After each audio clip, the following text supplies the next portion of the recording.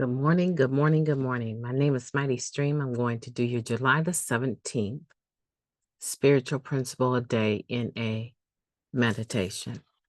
Hope you're doing well this morning. I'm happy to be with you today. Greet everyone out there as you're slowly waking up, or maybe you're across the pond and you're already waking up.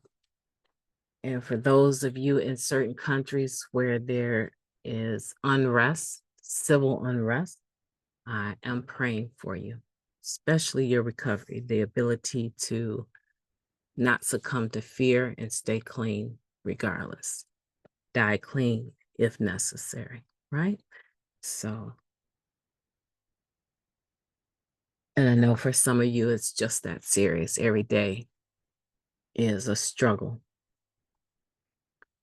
Every day is a struggle, okay? You don't know if your home is about to be burned, if you're about to be hit with bullets, if you're yeah, where there's civil unrest all over the world, I pray for you in your recovery. All right, July 17th. With hope comes resilience. Our hope is renewed throughout our recovery. Each time something new is revealed to us about our disease, the pain of that realization is accompanied by a surge of hope. That comes from the NA Step Working Guides. Step 2, hope. Hope and resilience so often seem to be interconnected. In active addiction, our resilience was largely based on our dishonesty. Many of us bounce back from difficulties thanks to our capacity for manipulation, shadiness, and flat out denial. Hope kept us going, too, even if our only hope was to not get caught. When our kid, a coworker, a current friend with benefits confronted us with the truth, trying to make us see how we hurt or disappointed them, we could not and would not deal with that. Same with law enforcement. I swear, officer, that's not mine. These aren't even my pants. Anything that poked a hole in the story we told ourselves was to be soundly rejected, or else it was the beginning of the end, which clearly it was, because here we are reading an entry from an NA book of spiritual principles. Our resilience lands us and then keeps us in NA. When our powerlessness and unmanageability are revealed to us in step 1, we stay despite the desire to escape. Through meetings, our first service commitment, relationships with other recovering addicts, and a higher power, we find hope that we can stay clean. Instead of avoiding the truth, our solution is to uncover it. The process of working in 12 steps thoroughly, whether it's the very first time we are diving in or the 100th, involves actively and methodically confronting our disease, our ego, our flaws, our fears, and our mistakes. As a result, we often experience considerable pain, regret, and shame. But hope is here too, among those revelations. Hope for serenity, for courage, and for wisdom. We may not experience a surge of hope, as in the quotation above, but a spark will do just fine to keep us bouncing back and moving forward. When I acknowledge or reveal something about myself that causes me pain, I will make every effort to acknowledge the hope that follows as well. I can get through this. I know I can. Wow. Okay, let's let's take a moment of silence, followed by the we version of Serenity Prayer. Moment of silence now, please. Thank you.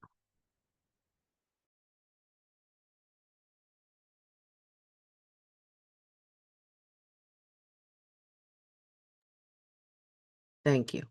God, grant us the serenity to accept the things that we cannot change, the courage to change the things that we can, and the wisdom to know the difference.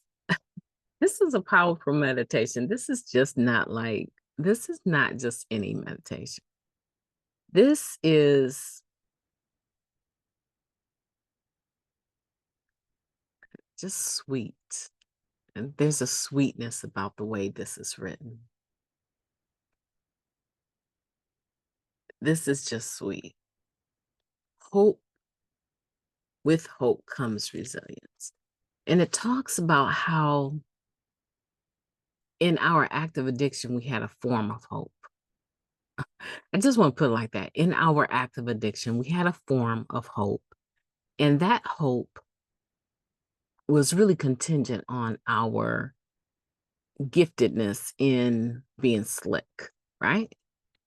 Our ability to be dishonest, our resiliency, right? Our keep coming back to what we were doing was very dependent upon our ability to manipulate, our shadiness, and our ability to operate in denial at will. But see, a person can innocently be in denial, but we operated in denial at will, right? And so it was manipulative. Oftentimes we understood that they were trying to tell us, you're hurting us. We miss you. We want you, daddy. We want you home. We want you, mommy. We need you. Why do you always leave us late at night? One mother around here, she love her kids, and I'm not sure if she was an addict or not. I know the guy that she was seeing was in a uh, release program, and I know for a fact that he was an addict, right? When she decided to step out and go see him, she didn't make it back, right? She didn't make it back.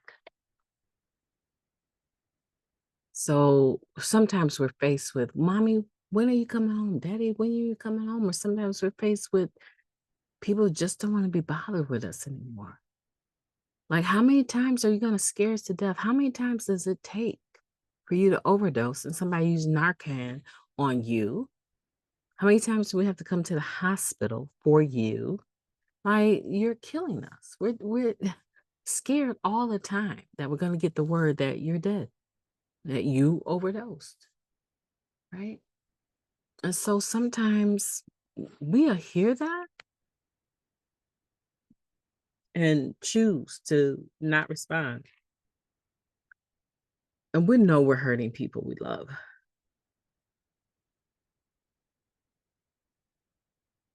All that false hope that we had for getting one more, all that pseudo resiliency that was based on all of the character defects and shortcomings piled together to be sure that we manipulated and got one more, right?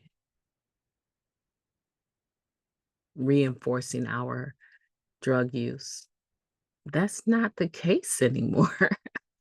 I hope it's not the case. I mean, if you're listening and that's the case, just keep coming back. I get it. I absolutely understand, right?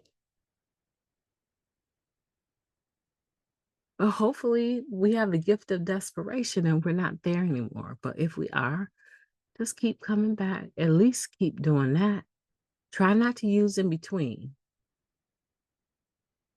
But if you can't do that, make up your mind to keep coming back because eventually something will click, right? And hopefully it won't be something that is utterly disabling or detrimental.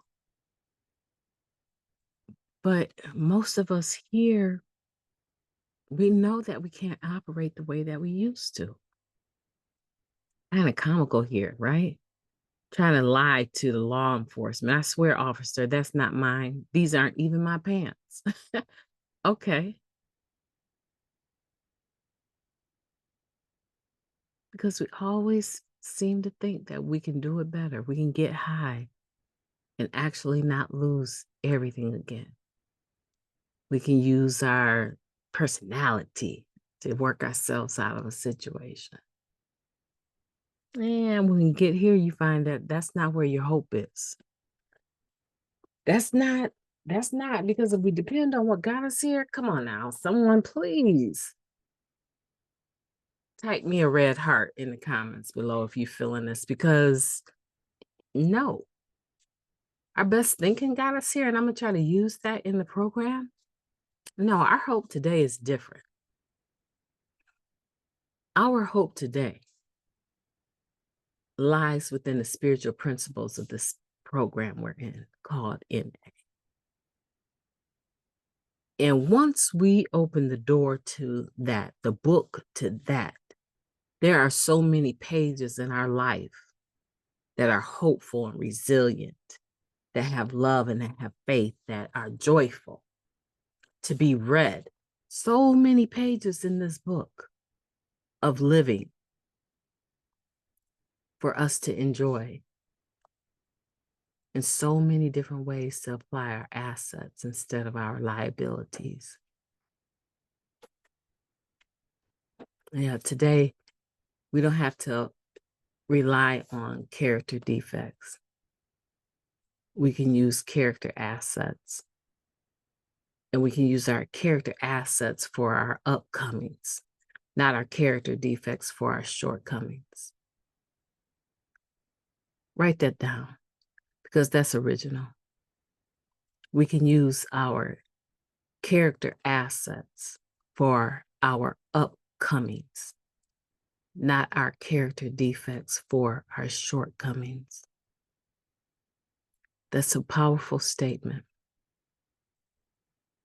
Today is just different.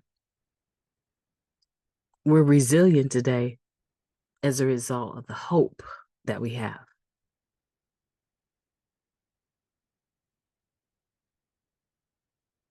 Right?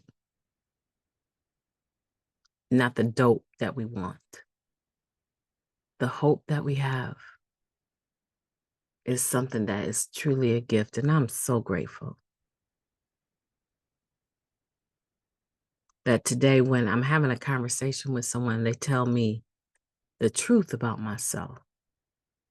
They see something in me that I'm not seeing the same way. I don't have to get defensive. The first thing I say is, thank you for noticing. Thank you for saying that. I know that had to take a lot of courage. I'm going to give it some serious consideration. I don't make empty promises about how I'm going to apply it. Thank you. I'm going to change. I don't, because a lot of times I'm not on the same page as them. If I was on the same page as them, we wouldn't be having the conversation. So when someone steps to me and they have something they want to say to me about what I've done or what I've said, first of all, I'm a very strong presence. So I know that it takes a lot of courage to open your mouth and speak to me. And I appreciate those that bring things to me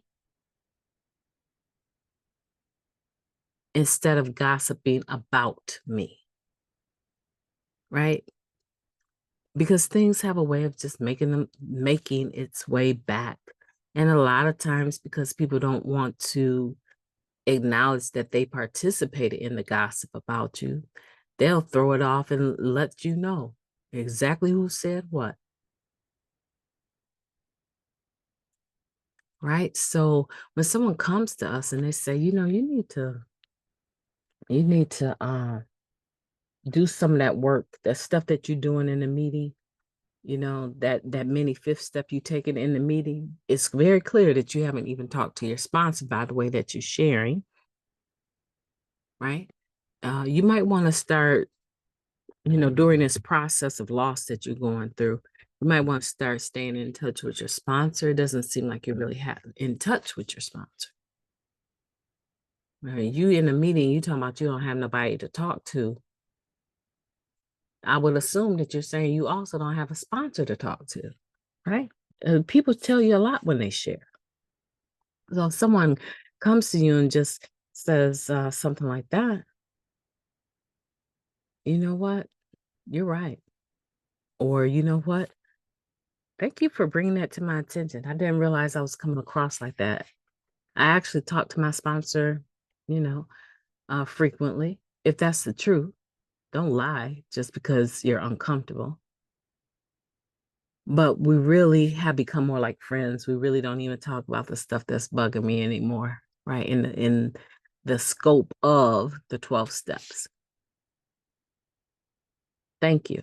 So when someone brings something to you, let's be more open and receptive to listening and being able to use it to help us further our character assets, to reaffirm them, make the upcoming more beautiful for us. So today, we acknowledge when we acknowledge or we have something revealed to us about ourselves that's causing pain, we can make every effort to acknowledge the hope that follows as well. Remember that we can get through this. We know that we can, and I know that you can. I have faith in you. My name is Mighty Stream. I've enjoyed talking to you today. Hope that you have a beautiful day on purpose, and I will be talking to you tomorrow.